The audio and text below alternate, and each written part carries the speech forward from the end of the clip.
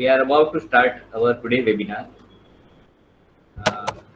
Before starting, I would like to request our today's speaker just to stop sharing their presentation so that we can start up with our inaugural formalities.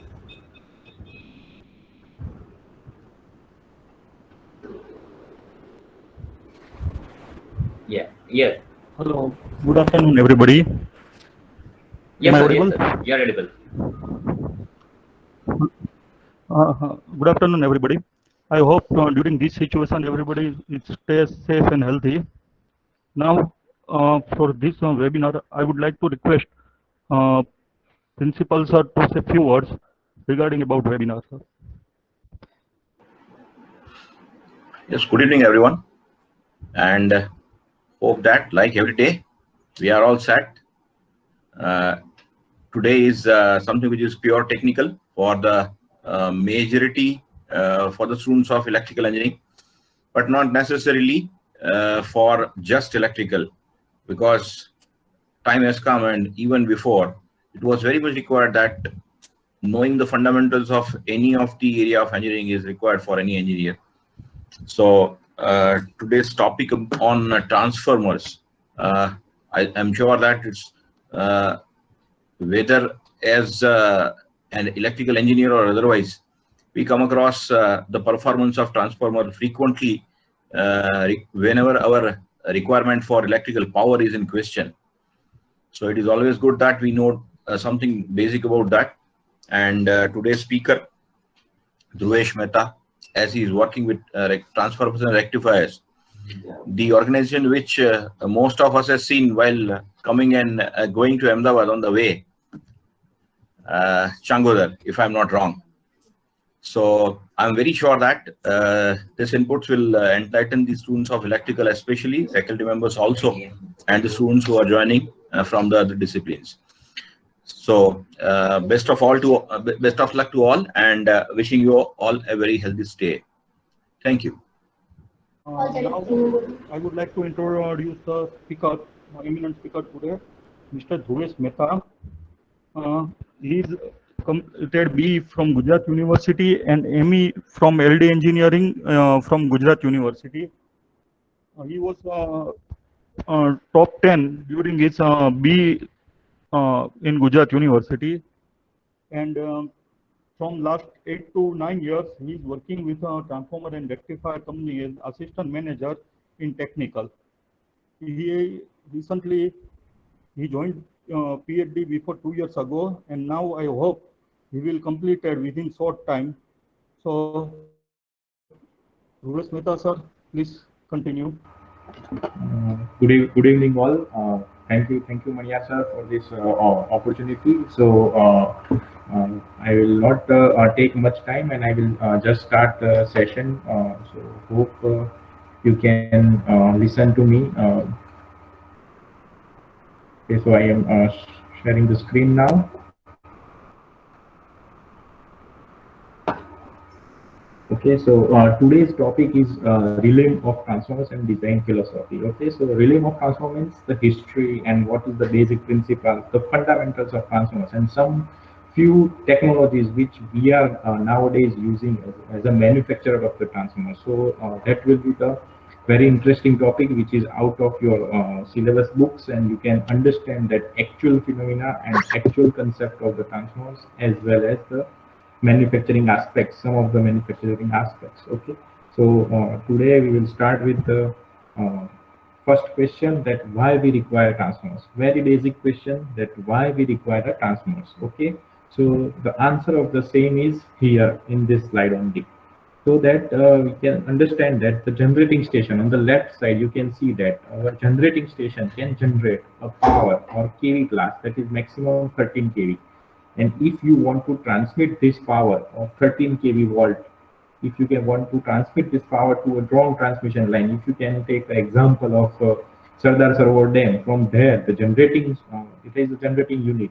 From that generating unit, if you want to transmit that power from Sardar Sarovar Dam to our house in Ahmedabad, it will be very difficult because there is a huge transmission losses between the to cover up this distance. Okay, so in the transmission line, there is a huge transmission loss will be occur at each and every location. Okay, so to transmit a power or higher power, what we require, we want to step up the voltage. Why we want to step up the voltage?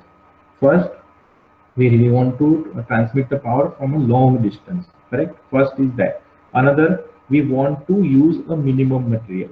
So when we are increasing the voltage class, what we are reducing? We are reducing the current. And when we are reducing the current, the network or the transmission line or the transmission wire which is required for the transmission line, the diameter or the size of that transmission wires are reducing.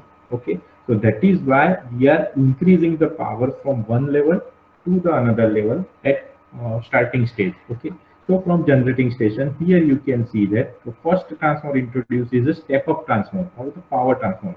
From 13 kV, it will generate 220 kV or 500 kV. Okay, so this is just a representation that up to 500 kV. But in India, if we can consider the present scenario, in India, we are going for the 765 kV class transformers also, and we have successfully supplied the transformer to the national utilities like GETCO, then TNAB, then Power Grid. So all these are the customer of PNR which are using the 765 kV transmission line. In India, apart from 765, for all over the world, the maximum power or maximum kV class is 1000 kV. But India has tested the first 1200 kV line, which is already located in Bina, Madhya Pradesh.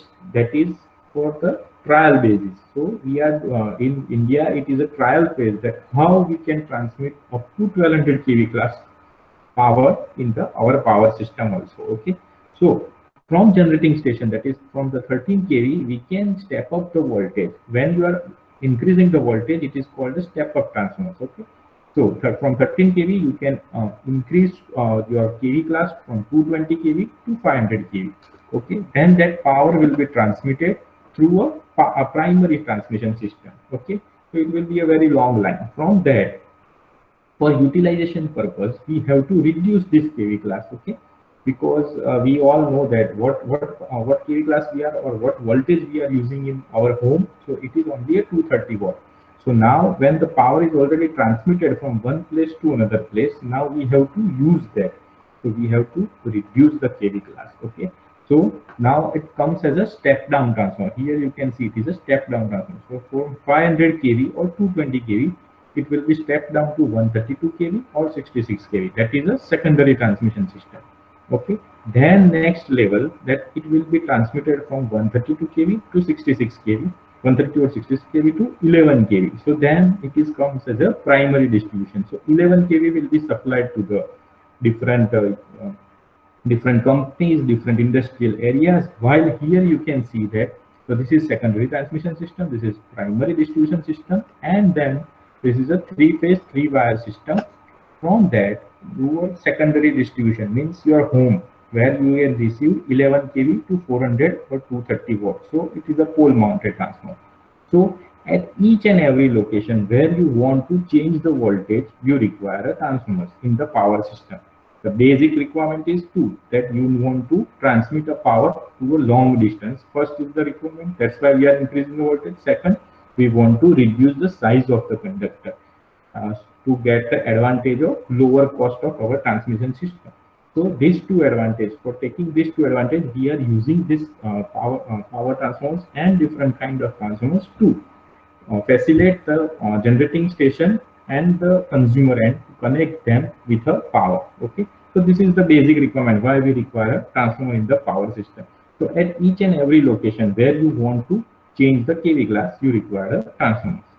Okay, so how it all begins, from where the transformer is generated. Okay, so first of all, in 1831, that Faraday's law of electromagnetic induction discovered. Okay, so in August 29, 1831, Faraday's law of electromagnetic induction discovered.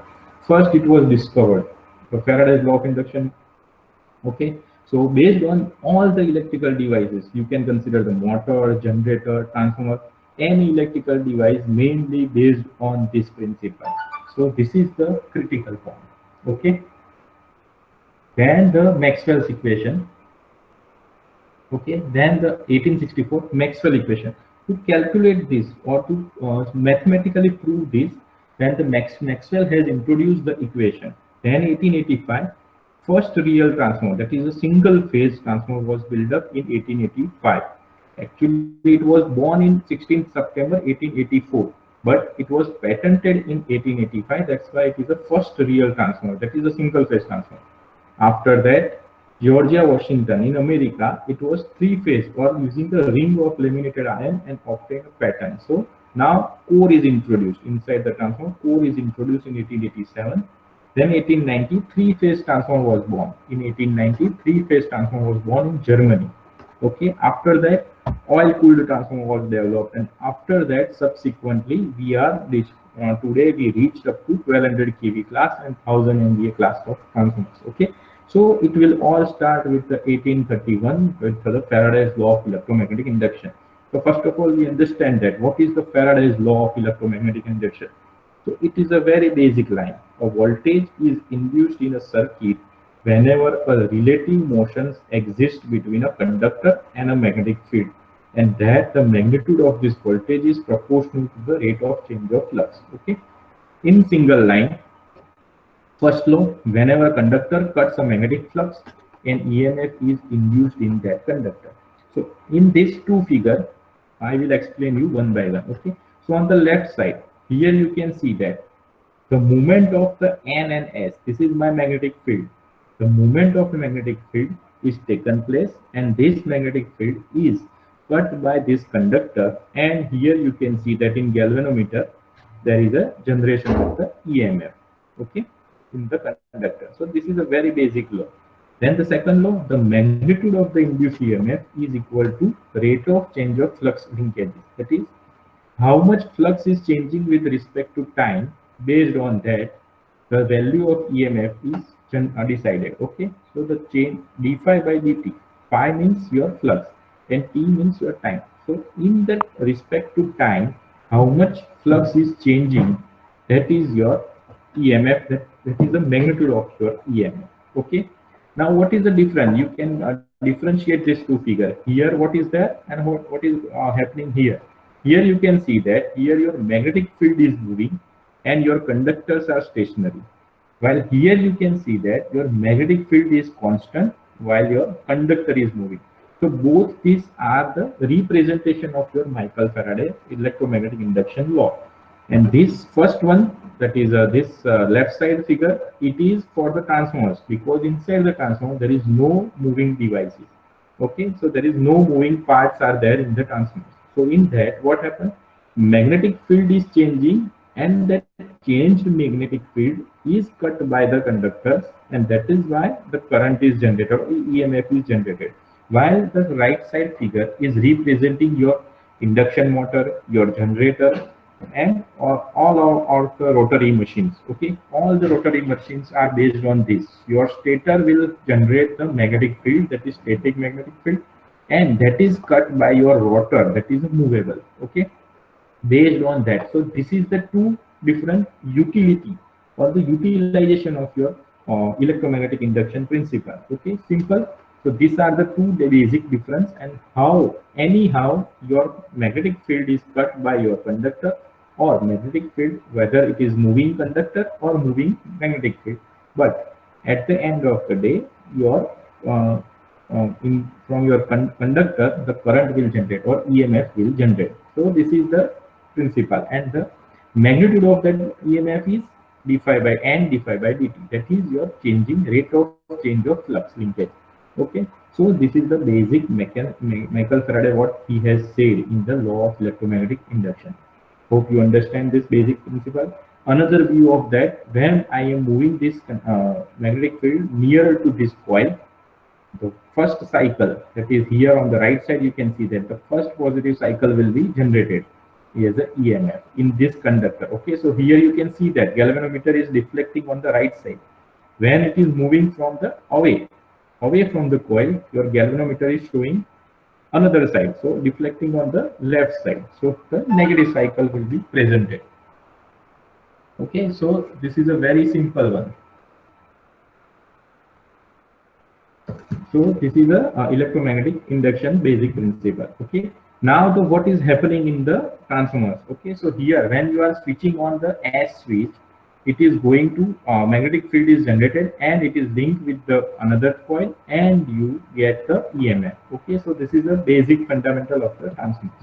Okay, and this is the Maxwell's equation. Okay, so based on that your mathematical calculations are happening. So you studied the electromagnetic subject also, so it is there. So this is now the birth of the transformers. Okay, so the 3 Hungarian engineers, that electrical engineers, has developed this transformer that is of 1400 watt, 120 by 72 volt, 40 hertz transformer, and it was patented in 1885. So this is the first transformers.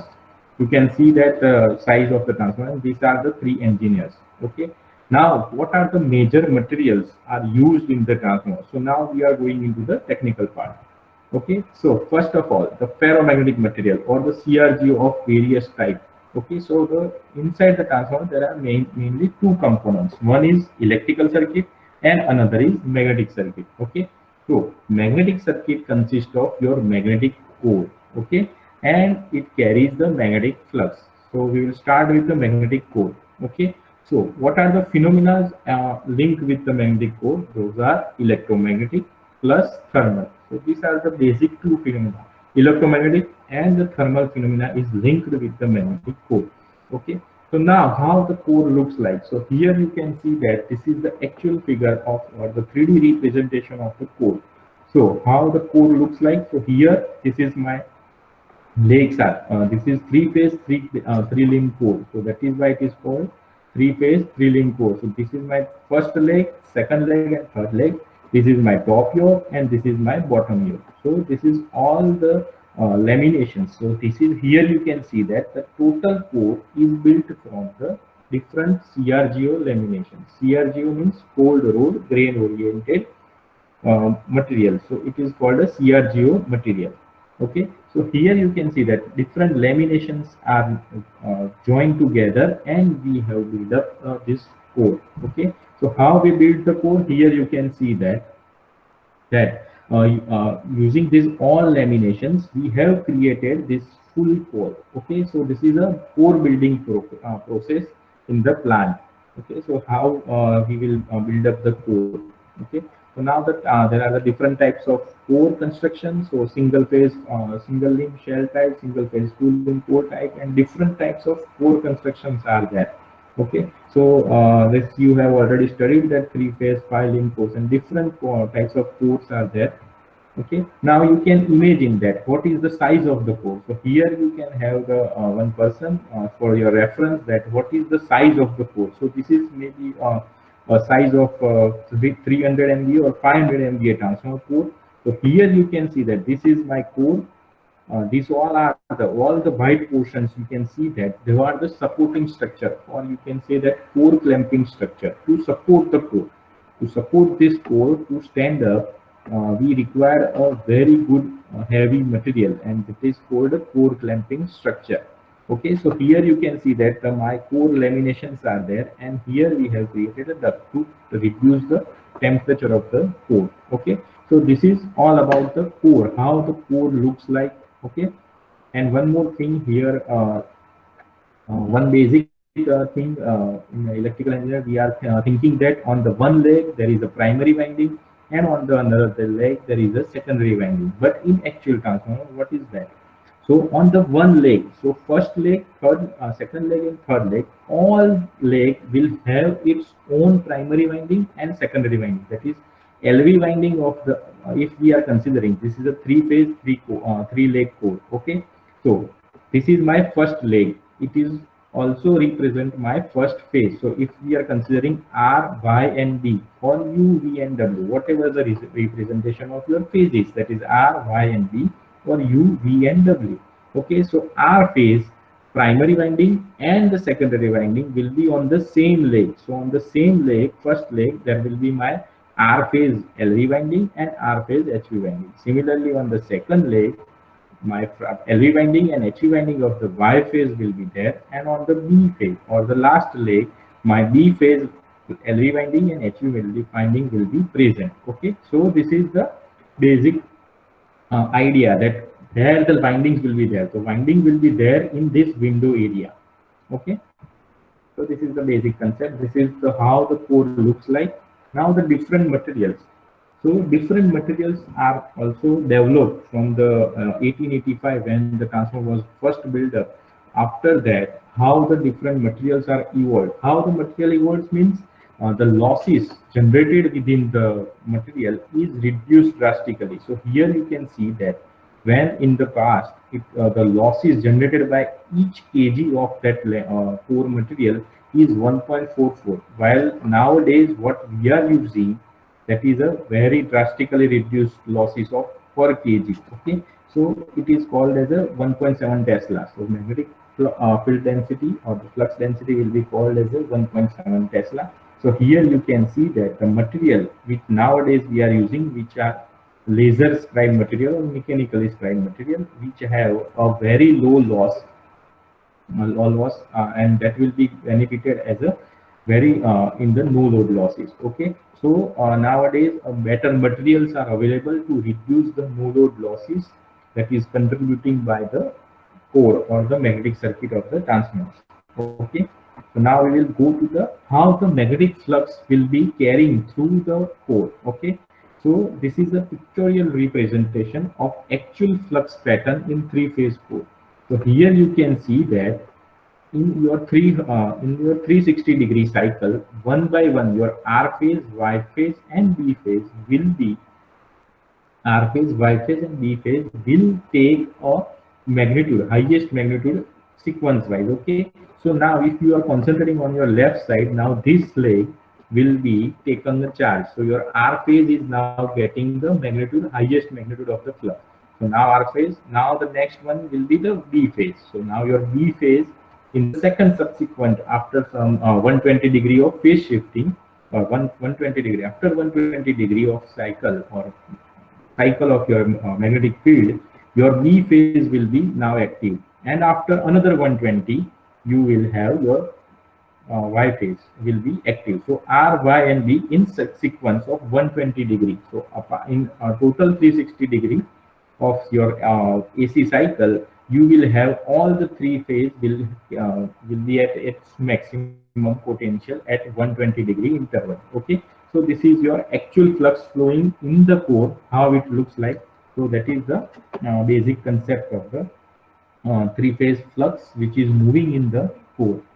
Okay, so this is all about the magnetic circuit or the magnetic core, that it uses the CRGO material with different losses to achieve to derive a better no load loss and the flux distribution within the magnetic core. Now the second is electrical circuit. So when you are talking about electrical circuit, it is composed of either a copper material or the aluminum material, and in the form of either a wire, strip, or sheets. Okay, and availability of the copper and aluminum in the foil type winding also is available. Now what is the concept of the winding? So winding is for providing a path to the electricity or to follow the current. Okay, and it also insulation is also there on the conductor. Now we will go to the conductor. Before that, within the winding there are total 4 phenomena are occurring parallelly. First is electrostatic phenomena. Electrostatic means your capacitive effect. When there is a two plate and in between that insulation is present, it is your electrostatic phenomena. Another is electromagnetic phenomena, means when there is a conductor and the current is flowing through that, the magnetic field is created. That is, it is called a electromagnetic phenomena. The third one is electrodynamic phenomena. What is electrodynamic? It is based on your left hand rule and right hand rule. When there is a current, there is a magnetic field, then there is a presence of forces there. Okay, so that is your electrodynamic phenomena. And the fourth one is your thermal phenomena. Okay, so in thermal, why thermal? Because In the thermal, when there is a current is flowing, there is always losses are there, and when there is a losses, the thermal phenomena is happen in the winding. So total 4 phenomena are linked up with this winding: electrostatic, electromagnetic, electrodynamic, and the thermal data. Okay. Now different types of conductors are available. That are the copper conductors, and in that there are three different types of conductors are there. That is PICC, bunch conductor, and continuously transposed conductor. First is PICC, that is paper insulated copper conductor. Another is bunch conductor, and the third one is continuously transposed conductor, that is your CTC conductor.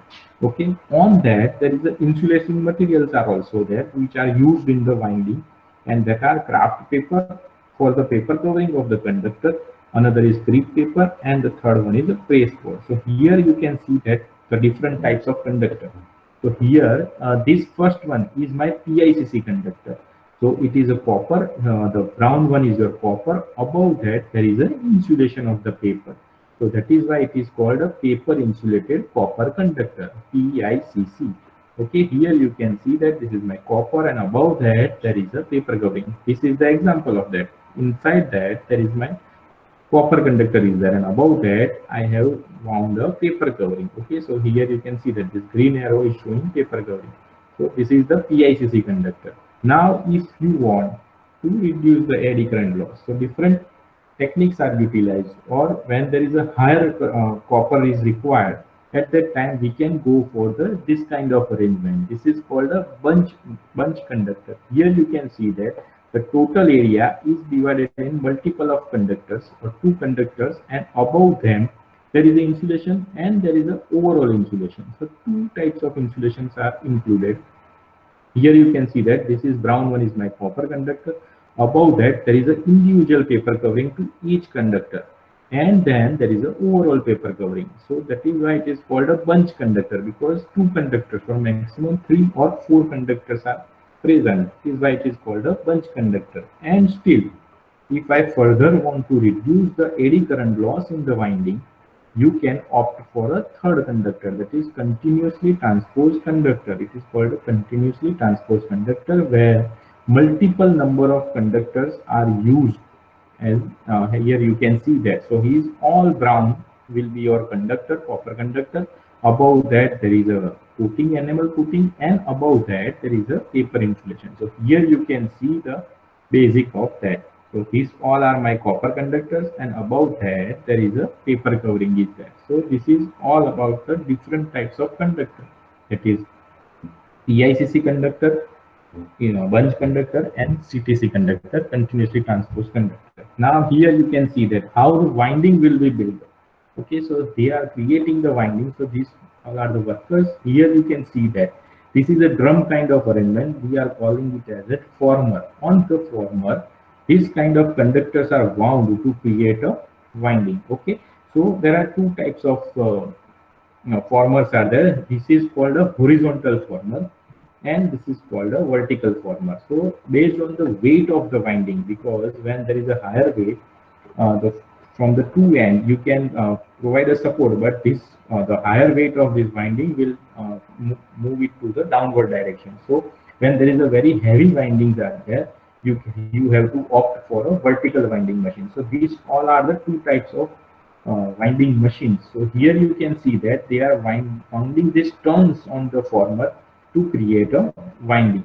Okay, so this is my prepared winding.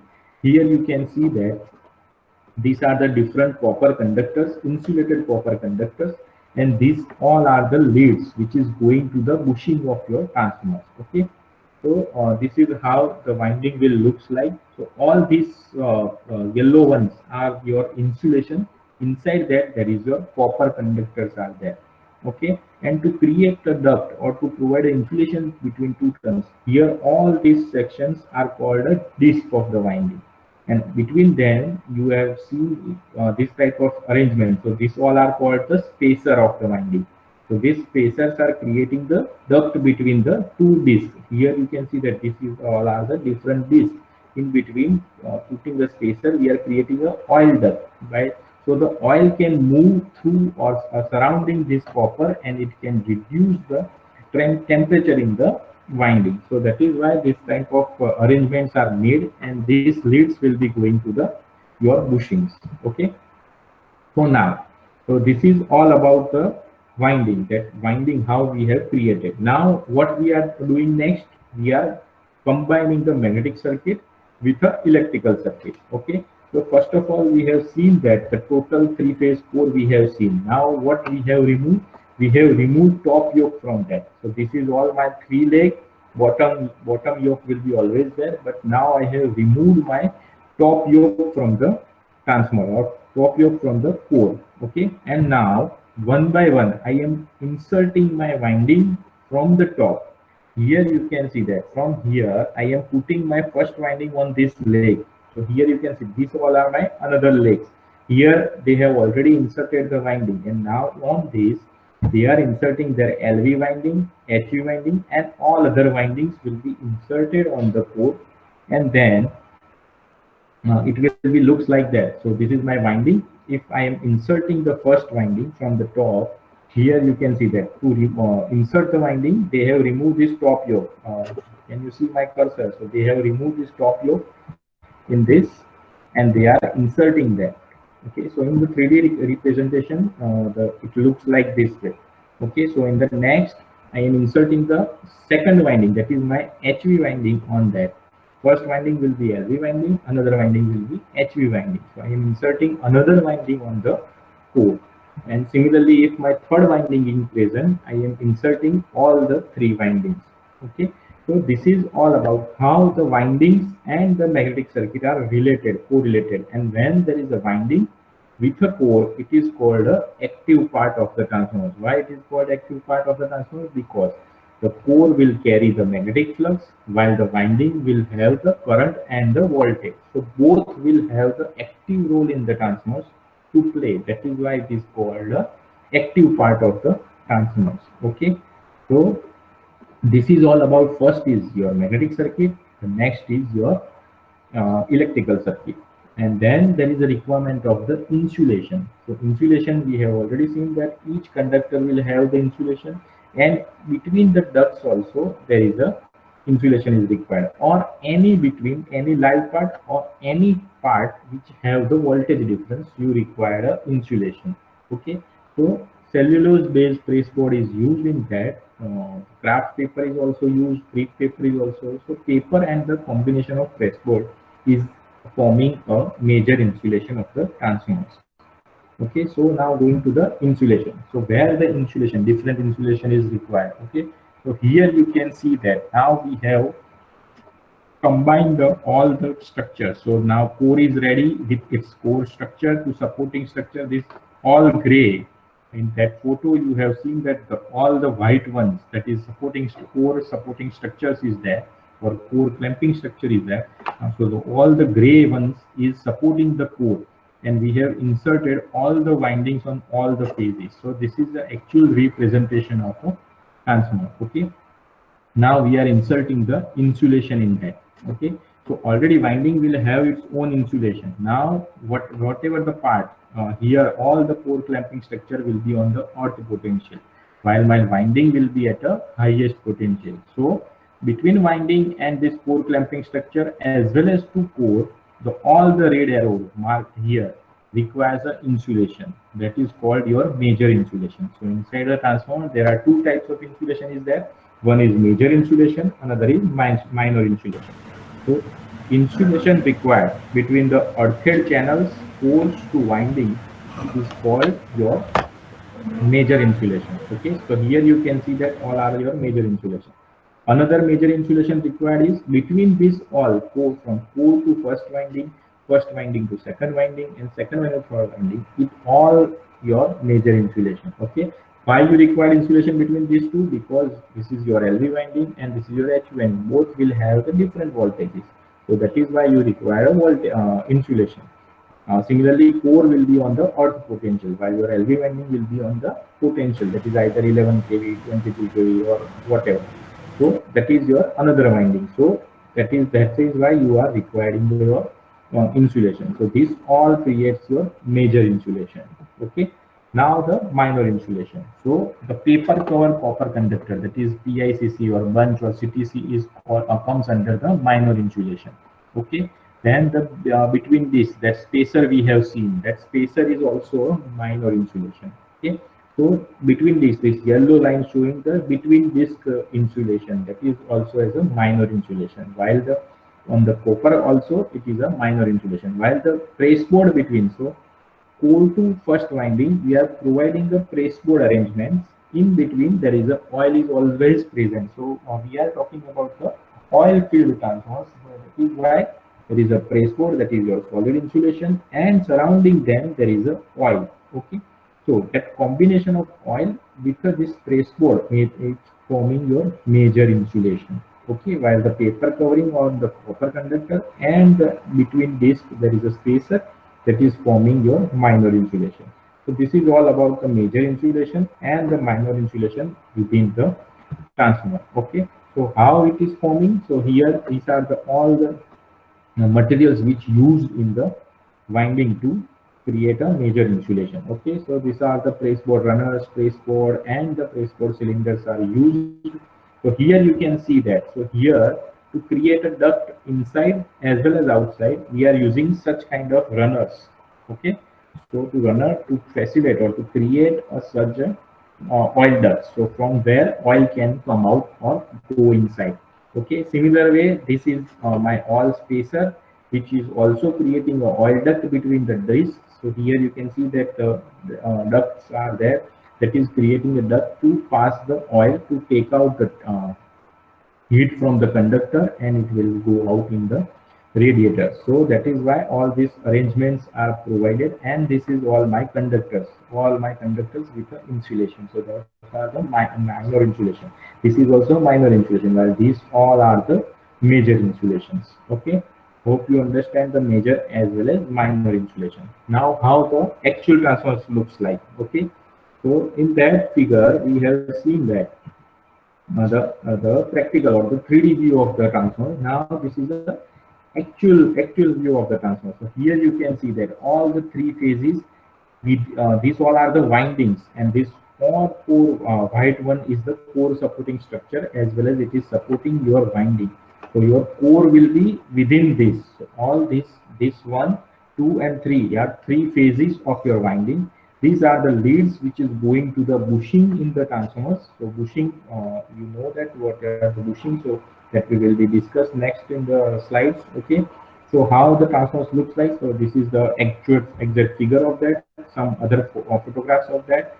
So here you can see that three phases are there, and the leads are going into the different sections to take out. All apart from that, when there is a you have studied that on-load tap changer and off-load tap changer. So that is also this is another way of transformers for single phase transformers. That is a two wound leg transformer is there. So this is a single phase arrangement, but both the links are wounded. So this kind of arrangement is there.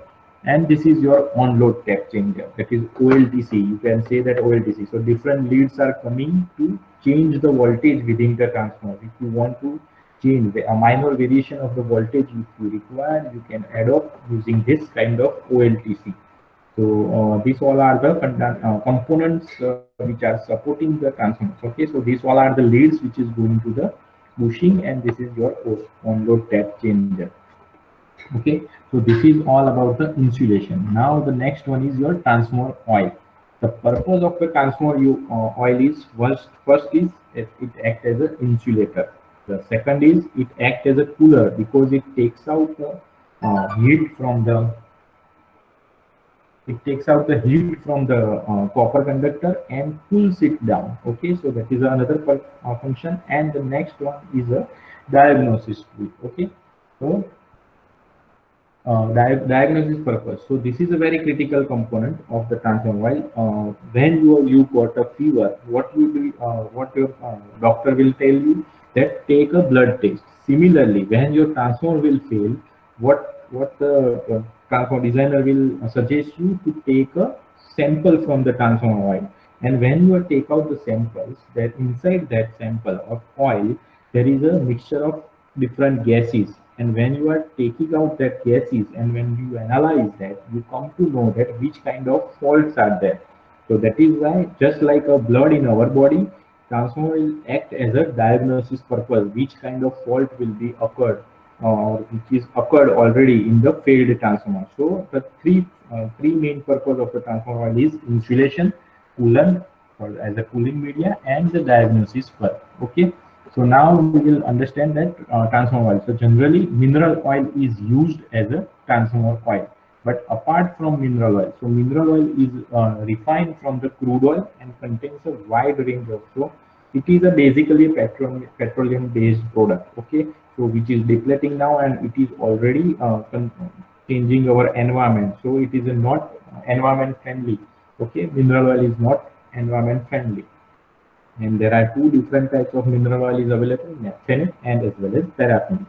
Apart from that, nowadays, where what the transfer industry is occurring the change is now they are adopting the environment friendly liquids, which is not from the petroleum product, but it is a naturally developed. So the base oil for the natural ester and both the liquid that is the environment friendly are natural ester liquid and the synthetic ester liquid. Okay, so natural ester liquid are produced from the renewable plants. Plant crops means the rapeseeds, sunflower, which we are eating, edible oils.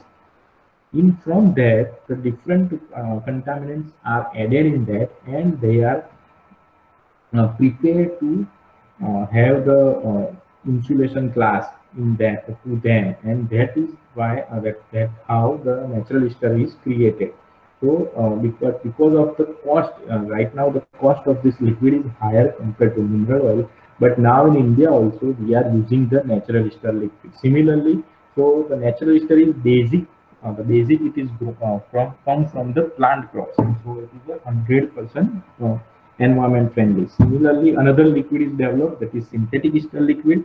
So synthetic ester is derived from the chemical process between alcohol as well as fatty acid. So this is also a very environment friendly liquid. So now mineral oil is the basic oil which is used since 135 years of transformers, but now this due to the environment concern we are using this natural ester liquids and synthetic ester liquid as a transformer liquid. Okay, so the another part, construction steel, that is tank and other frame structure, whichever we have seen yellow color, white color, that is your construction material. Okay, so it is made up of a mild steel material. So apart from that, that is a core clamping structure we have seen. Apart from that, to carry these bulky oils or to carry out the oil, you require a closed container. So that closed container is called your transformer tank. So how it looks like? So this is your transformer tank. Inside this, your full active part. Active parts means what? Your core as well as your winding will be inserted into this transformer tank. Okay, so here you can see that this is my transformer tank. So now this is their tanking of the active part of the transformer. So this white one is your tank. Inside that they are inserting my active part. So this is the photograph of it. So here they are putting the active part inside the transformer tank. Okay, so hope you understand that now all the active part will be going inside the tank and the cover is closed on the top. So they have closed this cover, and above this cover the leads from the winding will be coming out through this bushing. So this is all are my bushings. This is LV bushing and this is HV bushing.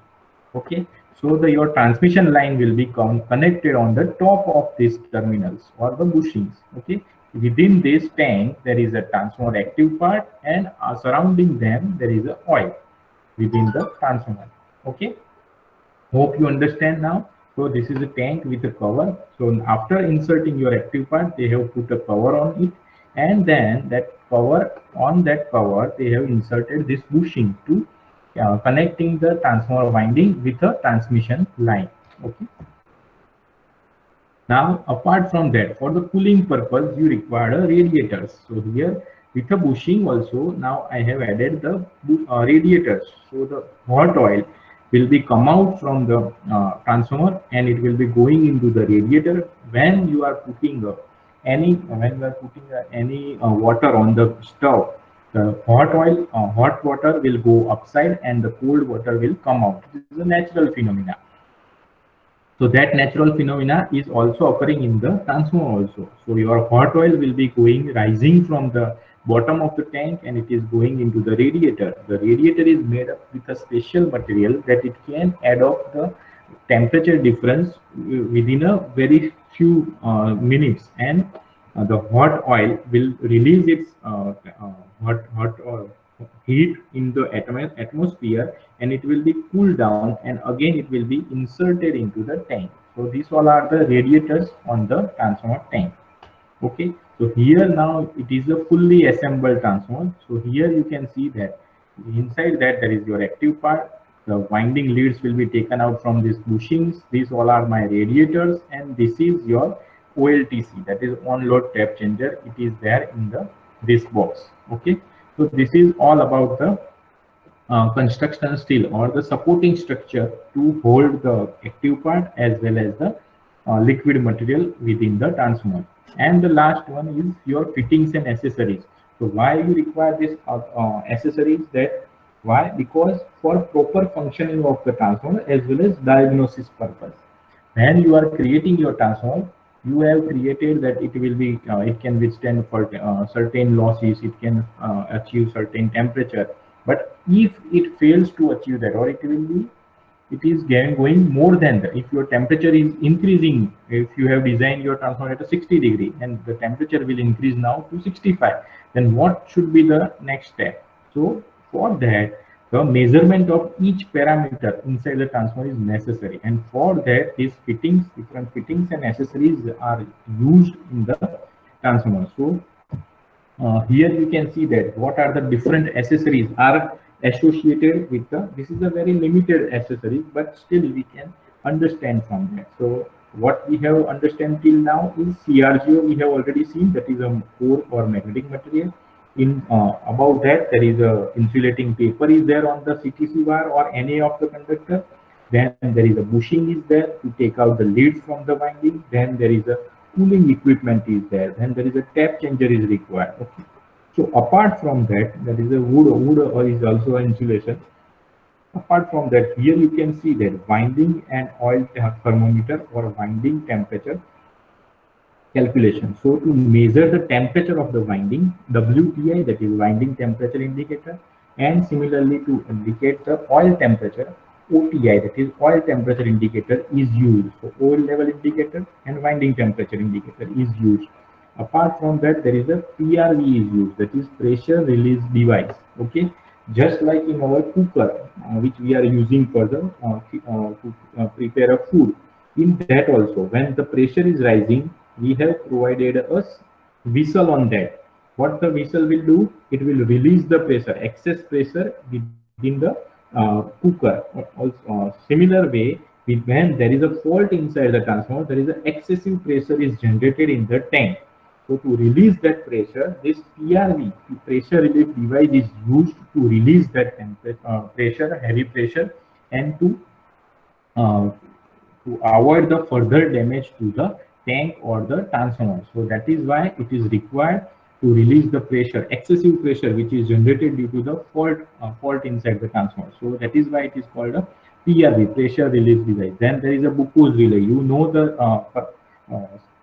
use of this Buchholz relay. The gases which is generated within the transformer due to some fault, it collects into the Buchholz relay, and when it is increasing, level of these gases are increasing, it will be followed by your alarm. When there is a certain amount of gases is there, and if the gases are still increasing, then it will give a trip signal to save your transformer. Otherwise, if there is a major fault is there and you are still running your transformer, it will be resulted into disastrous failure of your transformer. So to avoid that, all the accessories are used to support the operation of the transformer.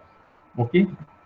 So now some few images that how the transformers looks like. So this is an image of the 765 kV, 500 MVA 765 kV, 765 by 4. So this bushing, which is only visible half, is your 765 kV bushing. This is your 400 kV bushing, and this is your 33 kV bushing. So this is a 500 MVA 765 by 400 by 33 kV single phase transformer is there, and here you can see that this is your cooling circuit.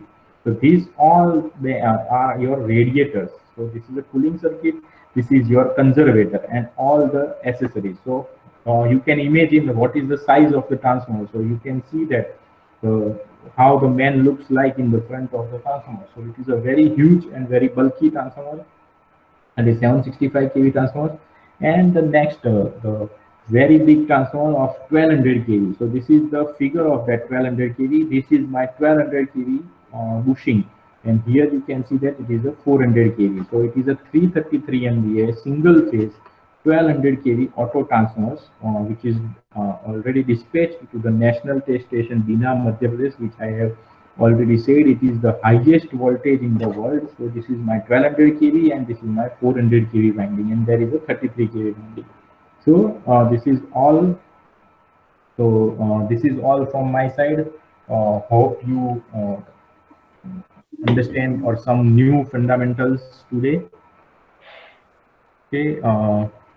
Thank you, sir, for this opportunity. And I'm handing over to the next authority.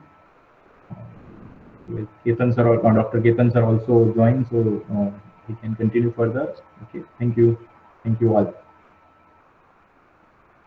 Mr. Dhruvesh.